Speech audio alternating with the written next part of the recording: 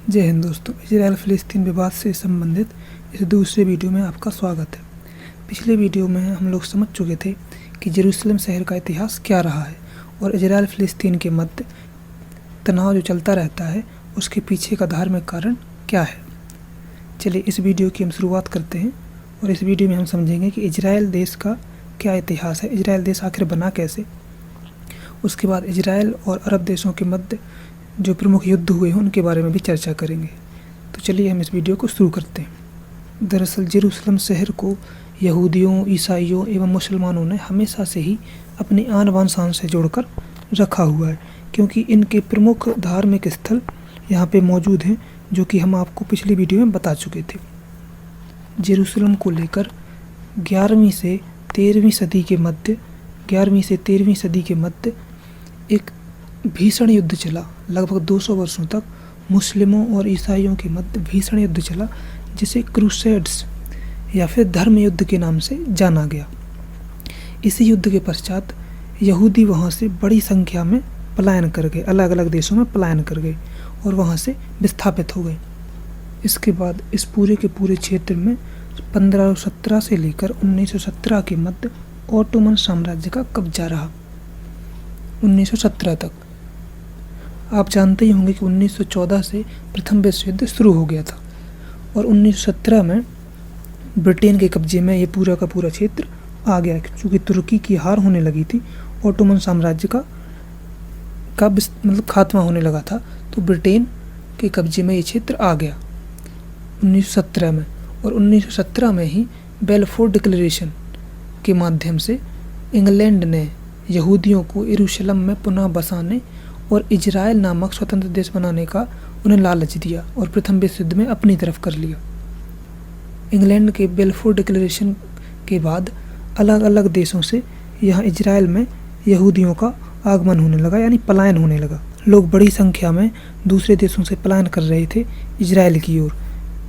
अब आप समझ सकते हैं कि किसी देश में इतने सालों तक रहना, वहाँ पे अपनी संपत्ति इकट्ठा करना, मेहनत करके इतना कुछ कमाना और वहीं के वहीं पलायन के चक्कर में वह पूरा का पूरा संपत्ति, घर बार वहीं पे छोड़ देना, कितना कष्ट हुआ होगा इन लोगों को।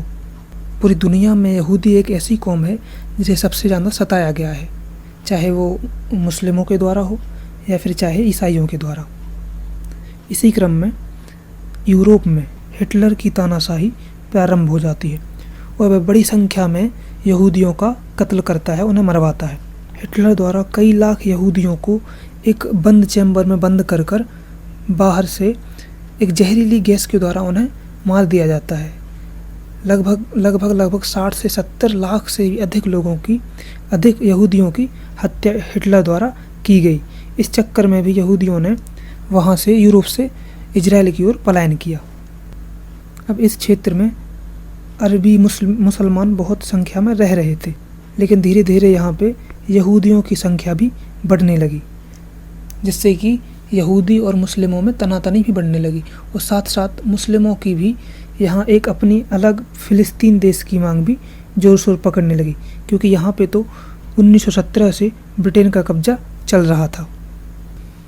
1948 आते आते यहूदियों द्वारा इजराइल की मांग लगातार बढ़ रही थी और साथ ही साथ अरबी मुसलमानों द्वारा भी फ़िलिस्तीनी की मांग भी जोरों शोरों से बढ़ रही थी।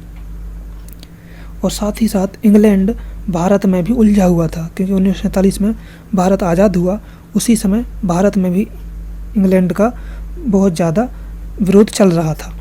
इसी के कारण इंग्लैंड इस क्षेत्र से चला गया। अब यहाँ यूएन का दखल होता है और यूएन पार्टीशन प्लान की बात करता है। 1947 में यूएन द्वारा एक पार्टीशन प्लान लाया गया।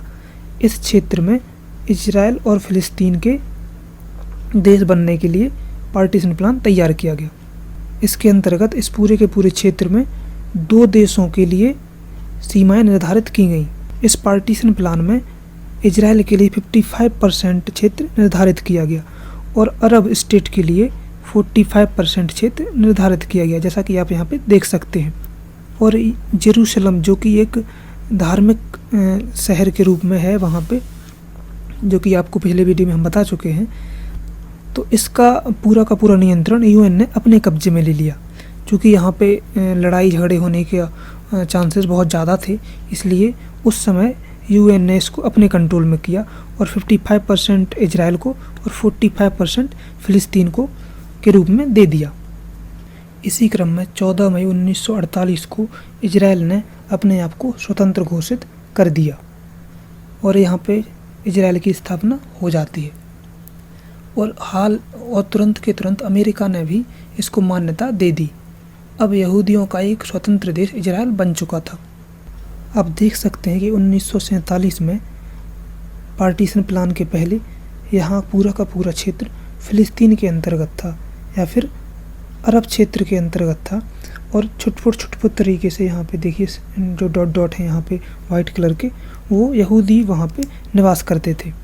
और पार्टीशन प्लान के अंतर्गत इतना बड़ा क्षेत्र इजराइल को दे दिया गया, जो कि फ़िलिस्तीन तो इससे नाराज़ होना स्वाभाविक था, अरब देशों के लिए भी नाराज़गी स्वाभाविक थी।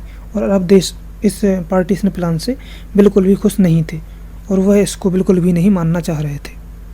और अब आ गई यहाँ से इजराइल और अरब देशों के मध्य युद्धों की वारदात की शुरुआत होती है, जिसमें फ़िलिस्तीन और अरब साथ साथ मिलकर इजराइल के खिलाफ युद्ध छेड़ते हैं।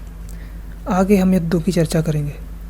गौरतलब है कि पार्टीशन प्लान 1947 के अंतर्गत यूएन ने 55% ज़मीन जो है इजराइल को दे दी थी और 45% ज़मीन फ़िलिस्तीन के लिए अधिकृत की थी, जो कि अरब देशों द्वारा नकार दिया गया और अरब देश असंतुष्ट हुए। और इसी क्रम में अरब देश मिलकर इजराइल पर आक्रमण कर देते हैं। इसी के साथ शुरू होता है प्रथम इजराइल अरब युद्ध, जो कि 1948 से 1949 के मध्य चला। इसमें एक तरफ अकेला इजराइल जो कि अभी अभी स्वतंत्र हुआ था और दूसरी तरफ Egypt, Jordan, Iraq, Syria, Lebanon, सऊदी अरब, यमन जैसे अरबी मुसलमानी देश थे। चूँकि अरब के लिए ये युद्ध मात्र धर्म या फिर ज़मीन के टुकड़ों के लिए था, लेकिन इजराइल के लिए यह युद्ध अस्तित्व की लड़ाई थी, क्योंकि वह जानते थे कि अगर यह युद्ध वह हारे तो पृथ्वी पे कहीं भी उनको जगह नहीं मिलेगी और फिर से वह पहले की तरह ही सताए जाएंगे और प्रताड़ित किए जाएंगे, जैसा कि यूरोप में हिटलर के द्वारा किया गया था। यह युद्ध शुरू होता है और इजराइल अपनी जी जान से लड़ता है और अंत में इजराइल की जीत होती है और वह बहुत सारे क्षेत्रों पर कब्जा कर लेता है। युद्ध के परिणाम स्वरूप वेस्ट बैंक वाले क्षेत्र पर जॉर्डन का कब्जा हो जाता है और ये गाजा पट्टी वाले क्षेत्र पर इजिप्ट का कब्जा हो जाता है। लेकिन ये ऊपरी क्षेत्र में अगर हम देखेंगे फ़िलिस्तीन का एरिया जो यह इजराइल के कब्जे में आ जाता है और जेरूसलम का पश्चिमी भाग भी इजराइल के कब्जे में आ जाता है। और अरब देश मिलकर भी इजराइल का 1% भी क्षेत्र नहीं जीत पाते हैं। इस युद्ध के पश्चात फ़िलिस्तीन के पास अब अपना खुद का कोई भी क्षेत्र नहीं बचता है एवं इसके बाद 7 लाख से ज़्यादा फ़िलिस्तीनियों को अपना घर छोड़कर अरब देशों में शरणार्थियों के रूप में रहना पड़ता है। इसके बाद भी इजराइल रुका नहीं, क्योंकि उसको पता था कि आगे भी कभी न कभी यह अरब देश मिलकर उस पर हमला ज़रूर करेंगे। इसलिए वह अपनी शक्ति को बढ़ाता गया और अपने आप को बहुत ही ज़्यादा विकसित करता गया। इजराइल का अंदाज़ा सही निकला और लगभग 18 सालों बाद फिर से अरब देश ने मिलकर इजराइल पर आक्रमण कर दिया। इस बार फिर से इजराइल अकेला और सामने 7 अरब देश थे, लेकिन इस बार इजराइल बहुत ही ज़्यादा शक्तिशाली हो चुका था। उसने 7 देशों को मात्र 6 दिनों में पराजित कर दिया और इस बार उसने अधिक क्षेत्रों पर कब्जा कर लिया। और अब इजराइल ने इजिप्ट से ये गाजा पट्टी वाला क्षेत्र, जो कि उसने 1948 के युद्ध में अपने कब्जे में ले लिया था, और ये वेस्ट बैंक वाला क्षेत्र जो कि जॉर्डन ने 1948 के युद्ध में अपने कब्जे में ले लिया था। इजराइल ने इस युद्ध के बाद ये दोनों के दोनों क्षेत्र अपने कब्जे में ले लिए और साथ ही इजिप्ट का ये वाला क्षेत्र जो कि सनाई प्रायद्वीप के नाम से जाना जाता है, यह भी इजराइल ने अपने कब्जे में ये ले लिया। और इजराइल 1948 के युद्ध में पहले ही जेरूसलम के वेस्ट वाला क्षेत्र अपने कब्जे में ले चुका था और अब इसे 1967 के युद्ध में जेरूसलम का ईस्ट पार्ट लेकर उसने पूरा का पूरा जेरूसलम अपने कब्जे में कर लिया। और इजराइल में वेस्ट बैंक के इस पार्ट में अपने इजरायली नागरिकों को बसाना स्टार्ट कर दिया। इसी तरह से इस वेस्ट बैंक वाले पार्ट में इजरायली जनसंख्या बढ़ती गई और इस युद्ध के पश्चात 1967 के युद्ध के पश्चात इजराइल का नक्शा इस तरह से हो गया पूरा का पूरा। बस ये कुछ कुछ भागों में फ़िलिस्तीनी लोग निवास कर रहे थे। 1948 के युद्ध के बाद 1967 में भी इजराइल ने युद्ध जीतकर इन अरब देशों को हराकर यह साबित कर दिया कि अब इजराइल पर केवल और केवल उसका ही अधिकार है, उसे वहाँ से कोई भी हटा नहीं सकता है। तो दोस्तों, आज का वीडियो हमें यहीं समाप्त करते हैं और अगले वीडियो हम देखेंगे कि इजराइल फ़िलिस्तीन अपनी दुश्मनी को भूलकर कैसे दोस्ती का हाथ आगे बढ़ाते हैं और इस बीच हमारा जैसा कट्टरवादी संगठन कैसे अस्तित्व में आता है। तो दोस्तों, वीडियो अच्छी लगी हो तो लाइक करें और अगले वीडियो के नोटिफिकेशन के लिए चैनल को सब्सक्राइब करें। किसी सुझाव हेतु कमेंट जरूर करें। मिलते हैं अगले वीडियो में। धन्यवाद।